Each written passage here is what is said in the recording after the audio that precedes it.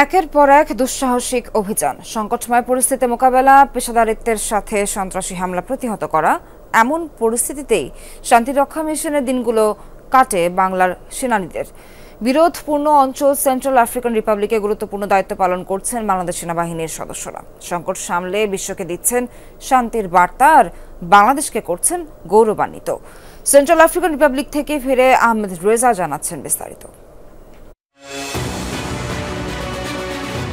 October 2024 central African রিপাবলিকে 5 থেকে 600 বিদ্রোহী একত্রিত হয়ে লুটপাট, চাঁদাবাজি, নারী নির্যাতন ও হত্যাকাণ্ড চালাতে থাকে। এই ঘটনায় দেশটির সেনাবাহিনীর 3 সদস্য নিহত হয়। পরিস্থিতি নিয়ন্ত্রণে দেশটির প্রধানমন্ত্রী জাতিসংঘ শান্তিরক্ষীর সহযোগিতা চান। ঝুঁকিপূর্ণ এই মিশনের জন্য বাংলাদেশি কমান্ডোদের নির্বাচন করা হয়। 42 জন বিশেষ প্রশিক্ষিত কমান্ডো সেখানে গিয়ে দ্রুত পরিস্থিতি নিয়ন্ত্রণে নেয়।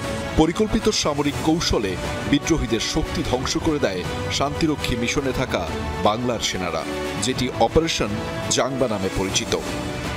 মাত্র 42 জন কমান্ডো দ্বারা 500 জন রেবেল গ্রুপের বিপরীতে অপারেশন করার জন্য নিউমেরিক্যাল ডিসঅ্যাডভান্টেজকে অফসেট করার উদ্দেশ্যে আমরা আমাদের সুপিরিয়র টেকনোলজি, ট্যাকটিক্স এবং ট্রেনিংকে ব্যবহার করেছি। আমাদের ডিপ্লয়মেন্টের পরে সকল ধরনের নারী ও শিশু নির্যাতন এটি একদম শূন্যের কোঠায় নেমে এসেছে। জাংবা অপারেশনে যাওয়ার পর আমরা প্রথমে টিওবি স্থাপন করি।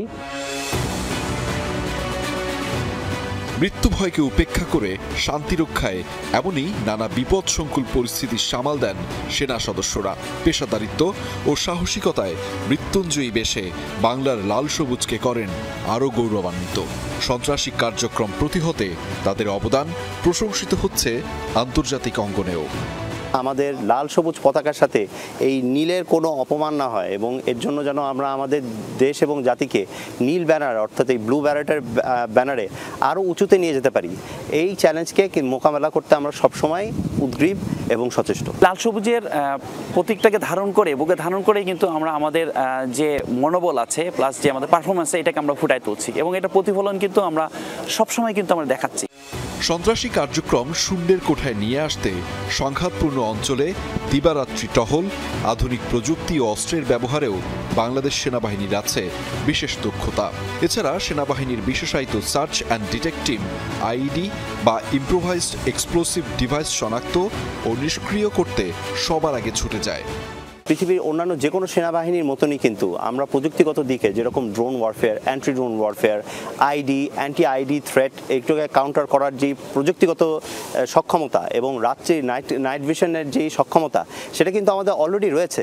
বর্তমানে মিনুস্কাতে বাংলাদেশের যে কন্টিনজেন্টগুলো অপারেট করছে এদের পারফরমেন্স অত্যন্ত ভালো এবং ফোর্সের পক্ষ থেকে এবং মিশনের পক্ষ থেকে এর ভূয়সী প্রশংসা করা হচ্ছে। এটার প্রমাণ আমরা বিভিন্ন যে টেস্ট, বিভিন্ন যে পরীক্ষাগুলো রয়েছে এর মাধ্যমে আমরা এটা প্রমাণ করতে পেরেছি।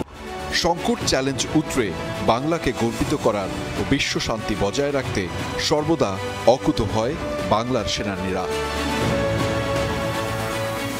লাল সবুজের বাংলাদেশকে আরও বেশি গৌরবান্বিত করতে শান্তিরক্ষী মিশনে দ্যুতি ছড়াচ্ছেন বাংলার সেনারা, যেখানে চ্যালেঞ্জের পাশাপাশি রয়েছে মৃত্যু ভয়ও। তবুও সকল সংকট শঙ্কা উপেক্ষা করে বিশ্বকে শান্তির বার্তা পৌঁছে দিতে সদা প্রস্তুত বাংলার সেনারা। Ahmed Reza, Jamuna news, Bangui, Central Africa Republic.